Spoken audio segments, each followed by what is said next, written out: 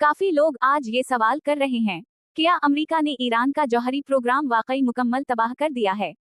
तो बतौर एक पीएचडी फिजिक्स और साइंस का तलब इल्म, मुझे लगा कि ये बात सादा और आम फहम अंदाज में सबको समझानी चाहिए। देखें, न्यूक्लियर प्रोग्राम कोई छोटा मोटा प्रोजेक्ट नहीं होता।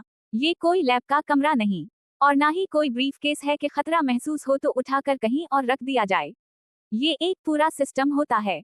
हजारों सीनेटरी फेवजस, मेलों लंबी पाइपिंग, हसास दर्जा हरारत और दबाव पर चलने वाले कंट्रोल सिस्टम, खास कस्म की बिजली की फराहमी, और एक ऐसा माहौल जो आम फैक्ट्री में नहीं बनाया जा सकता। अमेरिका ने जिन जगहों पर हमला किया, जैसे नितनज और फरदू, वो आम इमारतें नहीं थीं, बल्कि ऐसी तंसीबात थी जहां ईरान यूरेनियम को ताकतवर बनाता है। ये मराकज़ जमीन के अंदर, पहाड़ों के नीचे, सख्त चट्टानों में छुपाए गए थे, ताकि किसी हमले की सूरत में भी आसानी से तबाह ना हो सकें। लोग कहते हैं, अमेरिका ने बनकर बिस्टर बम फेंके हैं, जो जमीन के अंदर 50 से 60 मीटर तक जाके धमाका कर सकते हैं। हाँ, ऐसी टेक्नोलॉजी है, लेकिन एक या दो बम पूरी तंसीब को तबाह नहीं कर सकते, खास तौर पर जब वो जगह पहले से हिफाजती लिहाज से मजबूत बनाई गई हो। सैटेलाइट की तस्वीरें और आलमी रिपोर्ट्स भी यही बता रही हैं कि सिर्फ ऊपर की इमारतें मुतासिर हुईं। असल मशीनरी, जो जमीन के अंदर है, वो अभी भी अपनी जगह पर मौजूद है। और रही बात रेडिएशन यानी तापकारी की, तो भाई, जब वहां कोई एक्टिव जौहरी रिएक्टर ही नहीं था, ना कोई फ्यूल राडर्स, ना कोई जंजीरी तामल, तो तापकारी, रेडिएशन कहां से फैलती? तो क्या ईरान का न्यूक्लियर प्रोग्राम खत्म हो गया? नहीं, ना खत्म हुआ है, ना इतनी आसानी से खत्म होगा।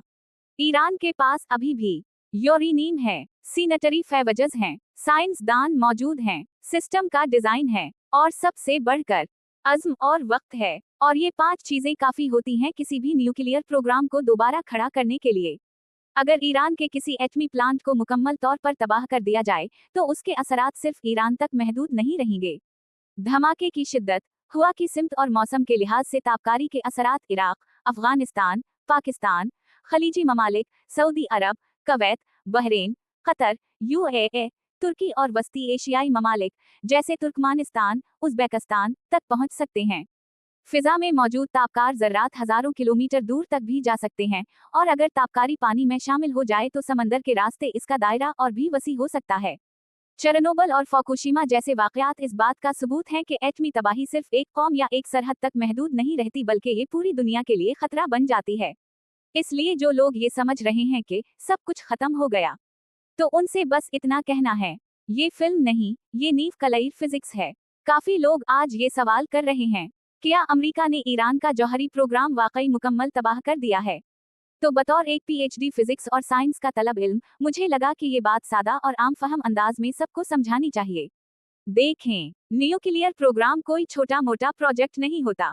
ये कोई लैब का कमरा नहीं, और ना ही कोई ब्रीफकेस है कि खतरा महसूस हो तो उठाकर कहीं और रख दिया जाए।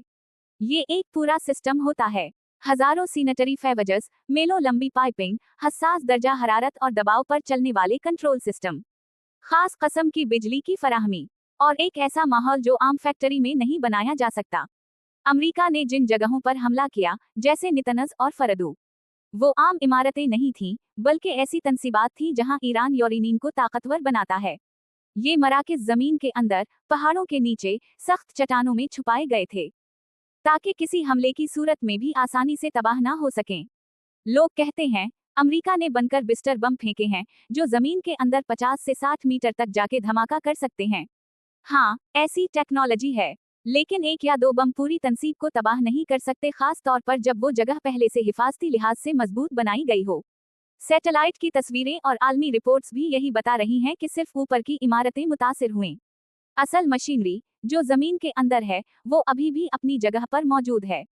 और रही बात रेडिएशन यानी तापकारी की, तो भाई, जब वहां कोई एक्टिव जौहरी रिएक्टर ही नहीं था, ना कोई फ्यूल राडर्स, ना